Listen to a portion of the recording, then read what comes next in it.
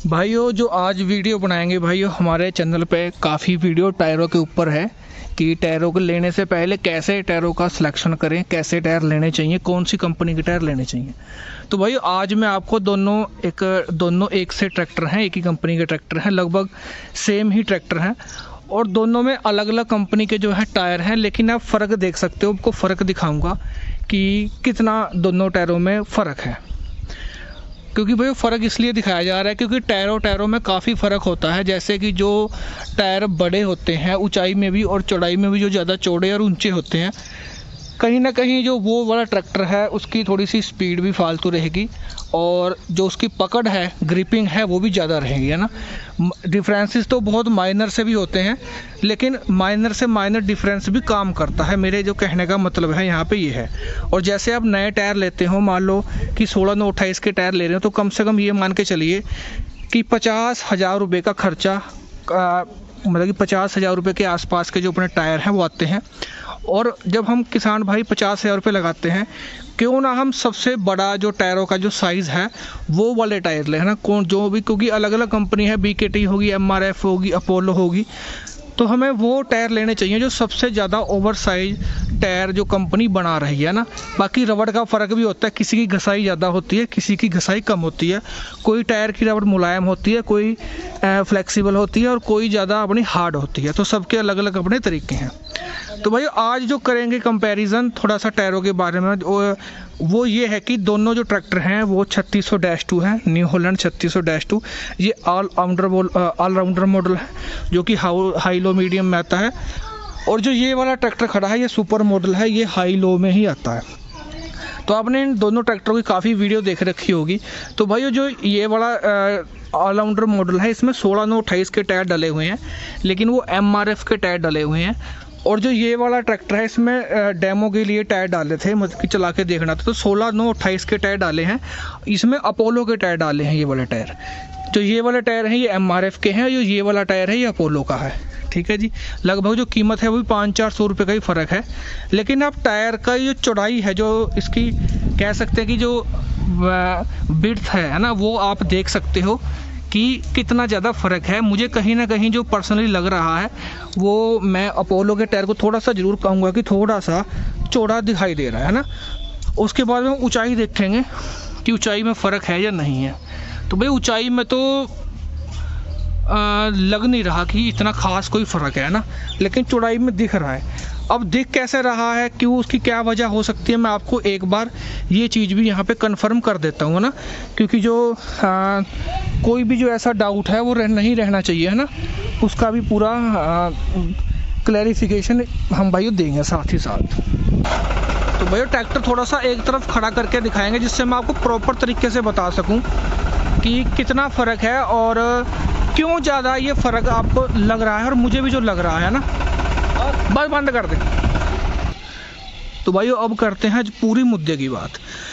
भाई पूरे अच्छे तरीके से बताऊंगा, वीडियो को बिल्कुल भी यहाँ से स्किप मत करियो। तो भाई आपको जैसे पता है कि ये भी सेम HP का ट्रैक्टर है, 50 HP का, ये भी सेम HP का ट्रैक्टर है। तो कंपनी क्या देती है, दोनों के जो कंपनी जो टायर देती है, कंपनी फिटेड जो टायर देती है वो 14/9/28 के देती है। तो भाई आफ्टर कंपनी या फैक्ट्री फिटेड जो किसान भाई हैं हमारे, उन्होंने क्या कर रखा है कि इस 14/9/28 के टायर जिस ट्रैक्टर में आते हैं, दोनों में आते हैं वैसे तो, इन्होंने 16 के डलवा रखे हैं इस टायर में, इस वाले रिम में। तो यहाँ मैं आपको फ़र्क दिखाता हूँ। तो भाई जो कंपनी है वो क्या करती है कि जो ये वाला कड़ा है अपना, देखो ये वाला कड़ा है ना, ये इसको कड़ा बोलते हैं पूरा रिम के ये वाले पार्ट को। तो ये 14/9/28 के हिसाब से है, मतलब कि इसकी चौड़ाई थोड़ी सी कम होती है, जिससे कि 14/9/28 का टायर इसमें फिट आ जाए। तो इस वाले रिम साइज में भाई ने 16/9/28 के टायर डलवा रखे हैं, जो कि कहीं ना कहीं थोड़ा सा ऐसे महसूस दे रहा है कि जैसे जो टायर की ये वाला साइज है तो थोड़ा सा अंदर को मुड़ गया हो, अंदर को खींचा हुआ हो, है ना। वो ओबियसली ऐसा ही होगा भी।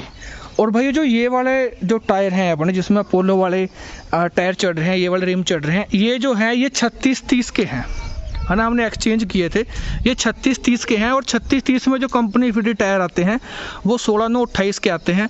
तो सीधी सी बात यहाँ पे है कि जो कंपनी जिस ट्रैक्टर में 16 के टायर दे रही है, तो उसका जो कड़ा है, जो रिम का कड़ा है, ये वाला जो साइज है ये वाला, तो ये चौड़ा देगी, है ना।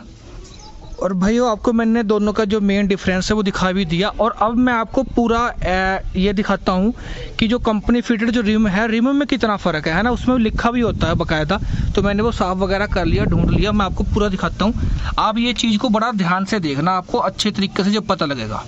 तो भाई ये तो इसके पूरा ये आ गया वायलर AW13, ये चीज़ पढ़ने वाली यहाँ से W13 का मतलब है कि जो इसकी विड्थ है, ये वाली जो चीज़ है 13 इंची है, और जो 28 है, 28 इसका डायमीटर है, ठीक है भाइयों।